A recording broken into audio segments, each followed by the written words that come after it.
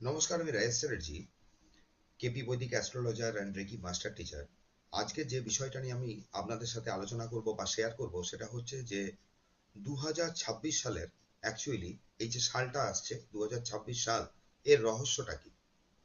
দেখুন, প্রত্যেক যখন নতুন বছর আসে তখন কিছু না কিছু সম্ভাবনা নিয়ে আসে।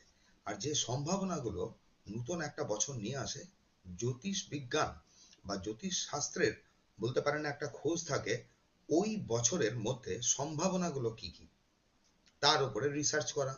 আর যে পোটেনশিয়ালিটি বা সম্ভাবনাগুলো থাকে সেটা আমরা আমাদের জীবনের কোন কোন ক্ষেত্রে ব্যবহার করতে পারি, ব্যবহার করে উপকৃত হতে পারি, বা কিভাবে আমরা ওই সম্ভাবনাগুলোকে নিজেদের মতো করে তুলতে পারি। জ্যোতিষশাস্ত্র দিয়ে যখন একটা বছরের গণনা করা হয় বা দেখা হয়, তখন দেখা হচ্ছে আপনার, বলা হচ্ছে গোচর। গোচরে কি দেখা হচ্ছে আপনার নবগ্রহকে এবং নক্ষত্রকে, তাদের অবস্থান, তাদের ওই অবস্থান থেকে একটা বছরকে বোঝার চেষ্টা করা হয় যে এই যে আগামী বছরটা বা নতুন বছরটা আসতে চলেছে, এই বছরের মধ্যে পোটেনশিয়ালিটি কি কি আছে এবং এই পোটেনশিয়ালিটি গুলো আমরা কি কিভাবে ব্যবহার করতে পারি। যে সম্ভাবনাগুলো রয়েছে সেটা আমার জন্য কতটা ফ্রুটফুল বা কতটা বলতে পারেন ফ্রুটফুল নয়, এই জিনিসটাকে বোঝা। সংখ্যাতত্ত্বের বিচারে হচ্ছে কি, যে বছরটা আসতে চলেছে, এখানে যে চারটে সংখ্যার মেলবন্ধনে ধরুন একটা বছর গঠন হচ্ছে, যেরকম ধরুন 2026। এবার এই চারটে সংখ্যার মেলবন্ধনে একটা একক সংখ্যাকে গঠন করা হয়, যেরকম 2026 সালে যোগফল যদি করা হচ্ছে, তার একক সংখ্যাটা যে বেরিয়ে আসছে সেটা আসছে আপনার 1।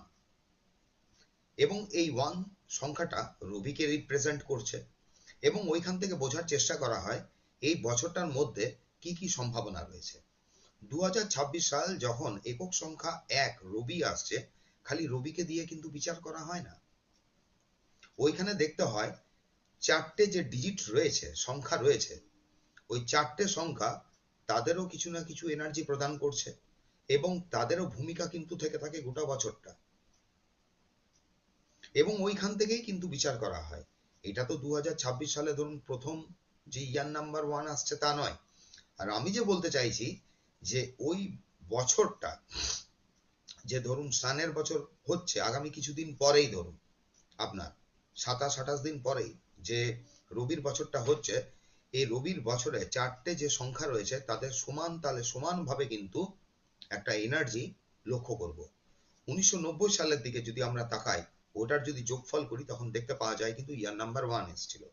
তো 1990 সালে যদি ভারতবর্ষের সব থেকে বলতে পারেন বৃহৎ ঘটনা কি ঘটেছিল তখন যদি দেখা হয়, তখন দেখা যাবে যে ওই বছর কিন্তু প্রচুর পরিমাণে কমিউনাল ভায়োলেন্স হয়েছিল, মন্ডল কমিশন হয়েছিল, যার এগেনস্টে কিন্তু প্রচন্ড একটা বলুন আন্দোলন চলেছিল, প্রোটেস্ট হয়েছিল। ঠিক চলে আসুন 1999 সাল।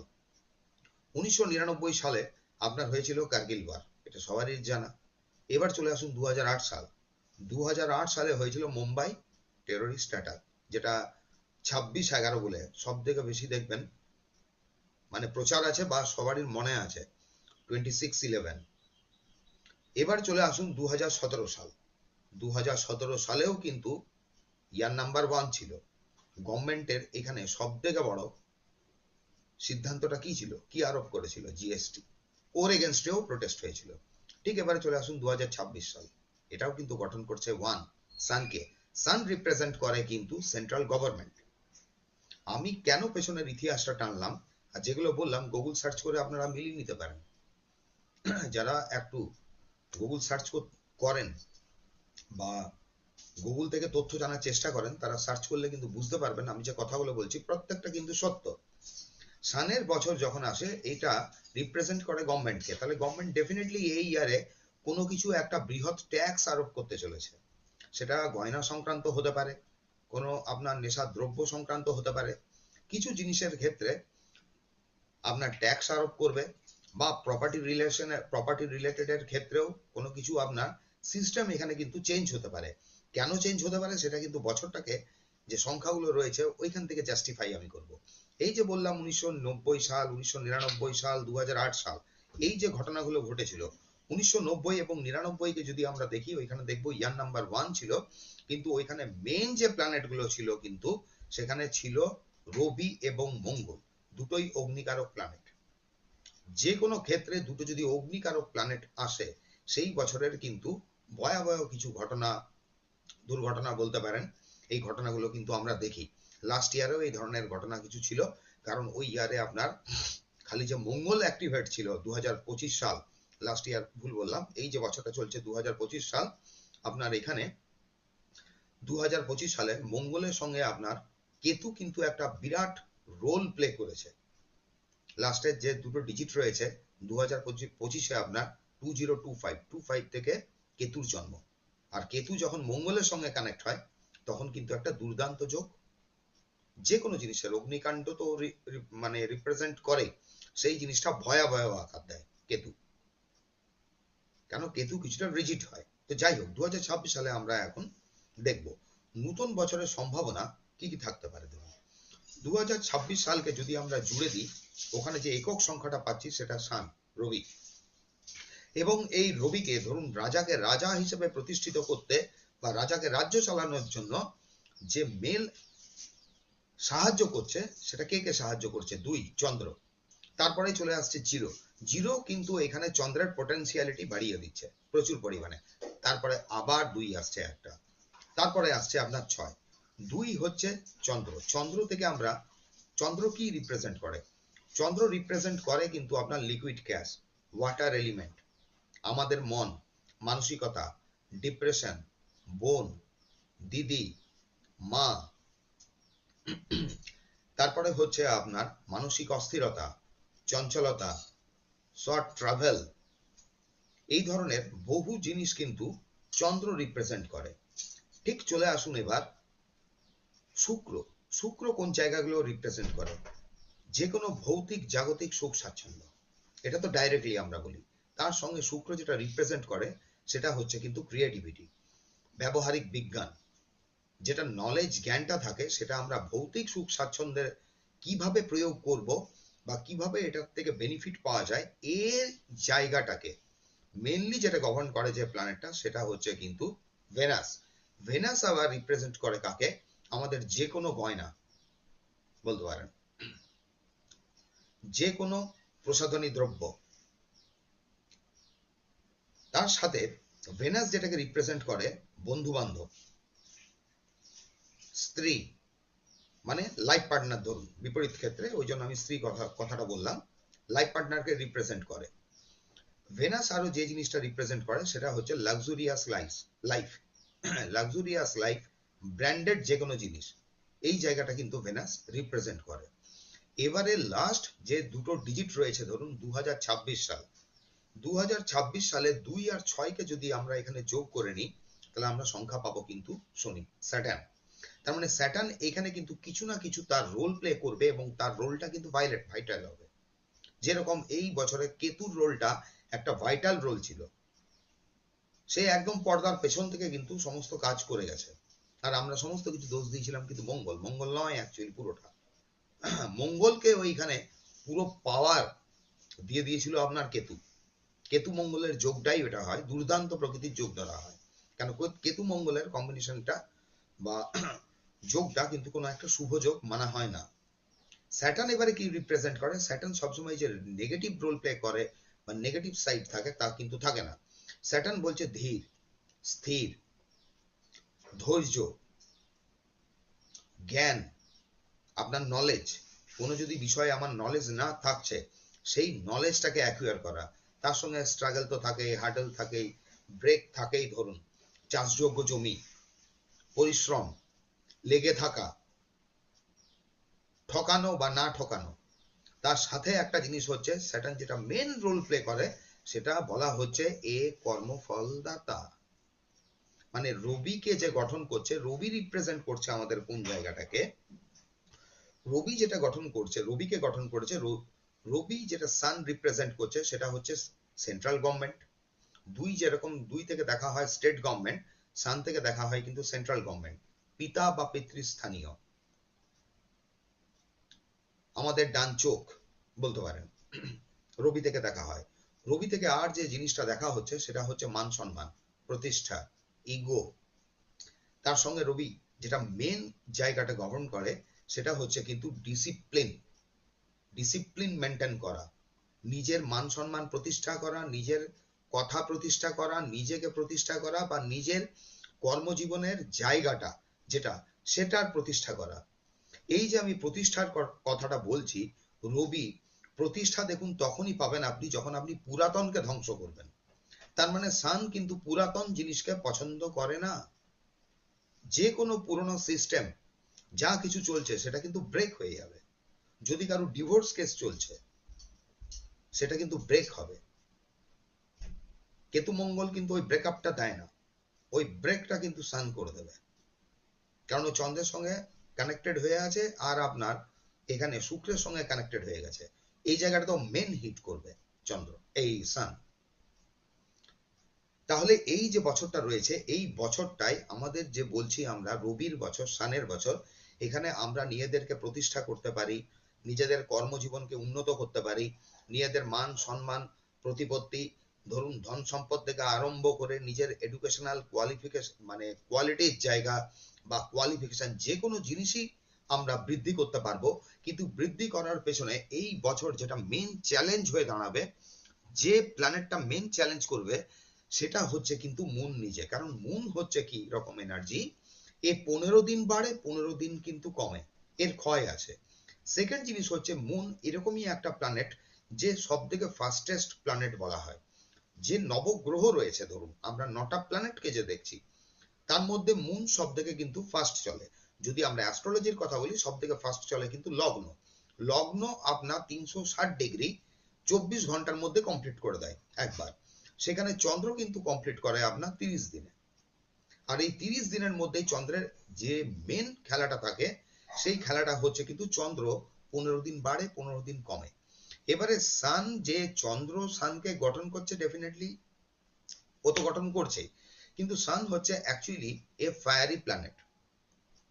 ফায়ারি প্ল্যানেট যখন ওয়াটার এলিমেন্টের সঙ্গে যুক্ত হয়ে যায়, আইদার এই ওয়াটার এলিমেন্ট কোনো প্ল্যানেটের সঙ্গে যদি যুক্ত হয়, ধরুন তার ময়েশ্চারটা উড়িয়ে যেতে পারে, তার মানে ইমোশনাল লেস হতে পারে বা ইমোশনে গন্ডগোল হতে পারে। কিন্তু এই ক্ষেত্রে যেটা দেখতে পাওয়া যাবে এখানে 2 এর ভাইব্রেশনটা বেশি। তার মানে এমন একজন রাজাকে প্রতিষ্ঠা করেছে যার ভেতরে কিন্তু অত্যন্ত ইমোশন। তাহলে মান প্রতিষ্ঠা সম্মান, ধরুন জব প্রমোশন, যে কোনো ক্ষেত্রে এই ইমোশনটা আপনার কিন্তু একটা পথের বাধা হয়ে দাঁড়াতে পারে। কারণ এই বছরটাই কিন্তু আপনাকে সেই এনার্জি দিচ্ছে, কারণ চন্দ্রকে আপনাকে ফার্স্ট ব্যালেন্স করতে হবে। নবগ্রহেতে আপনি 8টা প্ল্যানেটকে ছাড়ুন, প্রথম ধরুন চন্দ্রকে। আমাদের জ্যোতিষ শাস্ত্রে যখন দেখা হয় দেখবেন সান আর মুনের কম্বিনেশন তখন কি ঘটে, অমাবস্যা ঘটে। তার মানে এবারে বুঝে যান চন্দ্র কিন্তু এখানে সানকে তৈরি করেছে এবং শুক্র তৈরি করেছে। তাহলে আমাদেরকে এই বছরটা চলতে গেলে আমাদের নিজেদের চিন্তা ভাবনা ধরুন বা যে কোনো সিদ্ধান্ত নেওয়ার ক্ষেত্রে যে সিদ্ধান্তটা আমরা নিতে চলেছি একবারের জায়গায় অন্ততপক্ষে 3বার চিন্তা করুন, 2বার চিন্তা করুন, সেটাকে অ্যানালিসিস করুন। তার সঙ্গে কি নিজের পটেনশিয়ালিটি দেখুন, আমাদের নিজেদের পটেনশিয়ালিটিটাও দেখতে হবে যে আমার মধ্যে কি সম্ভাবনা রয়েছে। কারণ সান করে কি, ইগো বাড়িয়ে দেয়, সান ইগো বাড়িয়ে দেয়। দেখুন মুন এনার্জির মধ্যে যে ইগো থাকে না তা নয়, চন্দ্রের মধ্যেও ইগো থাকে, কিন্তু এদের দুজনের মন মানসিকতা কিন্তু অন্যরকম ভিন্ন রকম হয়ে থাকে। যেটা ফায়ারি প্ল্যানেট সে সবসময় বললো যে মানে তার এনার্জিটা এরকম থাকে যে আমাকে কি করে বললো, মানে আমি চন্দ্র এখানে চন্দ্রের এনার্জিটা এরকম হয় যে আমি এত কিছু করলাম আমাকে বললো। দেখুন দুটোর ভাইব্রেশন চিন্তা করুন, চন্দ্র লো এখানে, সান কিন্তু হাই। যে আমাকে কি করে বললো তার মানে আমি এখন রিভেঞ্জ নেব, আমি হিট ব্যাক করবো। সান ওই এনার্জিটাই দিচ্ছে। তাহলে কোথাও না কোথাও এই যে ধরুন চন্দ্র এবং শুক্র যে রবিটাকে গঠন করলো, এখানে অনেক কিন্তু লিটিগেশন এই বছর কিন্তু আমরা দেখতে পারি, যেটা রিভেঞ্জ নেওয়ার আপনার অনেক মানুষের রিভেঞ্জ নেওয়ার মন মানসিকতা কিন্তু বাড়িয়ে দেবে। যদিও মুনের এনার্জি বেশি, কিন্তু সান তো ছেড়ে কথা বলবে না, কারণ আলটিমেটলি ও সান, ও 10 জনের মধ্যে নিজেকে প্রতিষ্ঠা করতে ভালোবাসে। এইটা থাকছে একটা বিশেষ জায়গা বা বিশেষ চ্যালেঞ্জ, যেটা মুনকে আমাদের কিন্তু কন্ট্রোল করতে হয়। মুন এনার্জির জন্য অ্যাকচুয়ালি কি হয়, মানুষ কিন্তু স্থির হয়ে বসে কোনো কাজ করতে পারে না।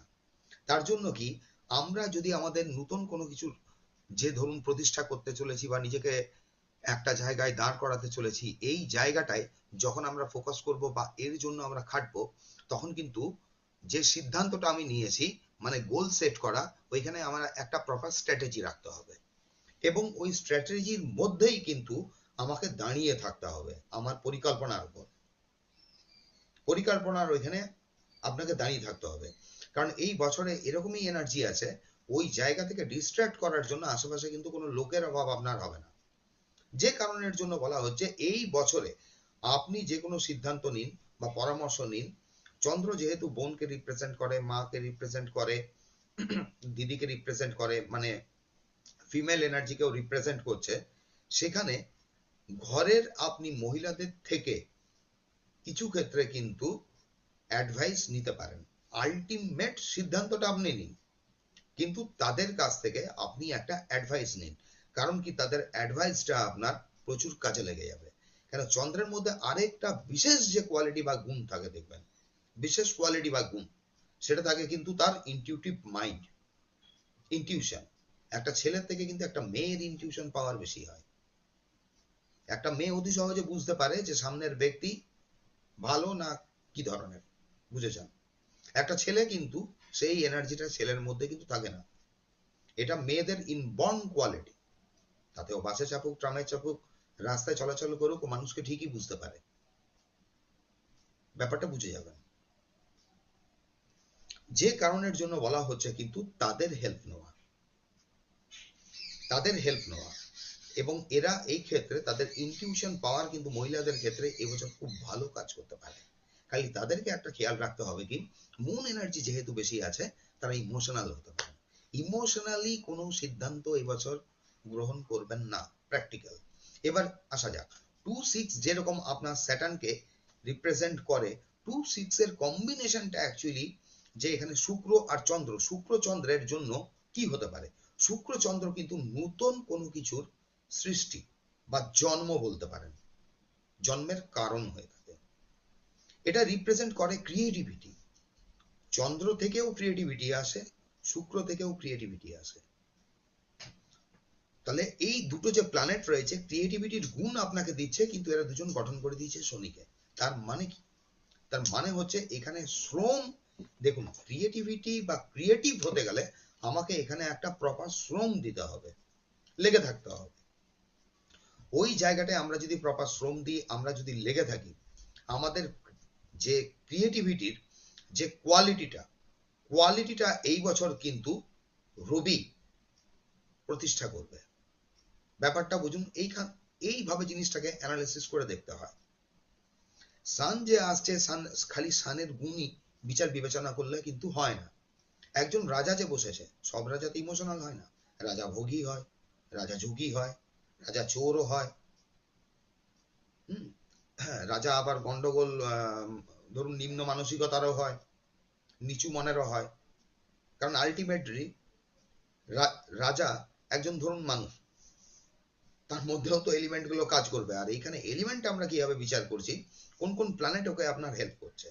এই বছরে কিছু ফ্লাড দেখতে পাওয়া যেতে পারে, কারণ যেহেতু মুন ওয়াটার কি রিপ্রেজেন্ট করছে, ওভার ফ্লাডেড হতে পারে কিছু কিছু জায়গা, তার সঙ্গে আপনার ভূমিকম্প আসতে পারে।